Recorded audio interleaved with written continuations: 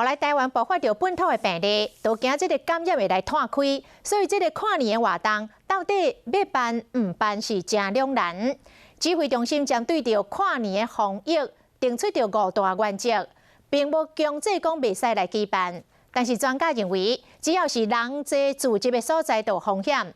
加上这个跨年的活动，人一个多，空气就稀，而且嘛无法度保证讲大家拢会守规矩，专程来挂喙暗。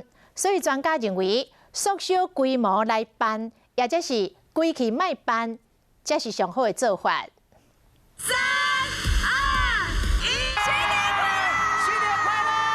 长春较无甲一礼拜，台湾民众期待一年的跨年活动马上就要开始咯。但是现在却传出本土感染的病例，跨年活动敢要搁办？虽然有本土案例，但是是明确的有感染源，所以我们的这个整个的这个集会指引并不会升级。全程佩戴口罩，除补充水分外，禁止饮食。跨年如果能够减少，然后缩小规模是比较好的一个方向了。你挤进好几万人，现场不可能会非常有秩序的。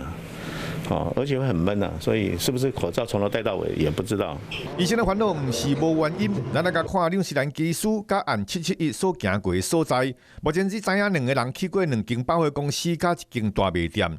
落尾技师12号出国，按771是伫12月14发病，伊伫12月12甲21号拢继续伫社区有伫活动。发病前7天的病毒量都相当高，所以如果他这个礼拜完全是在外面自由活动的话，那一个人都没有感染，这个就是很难想象的。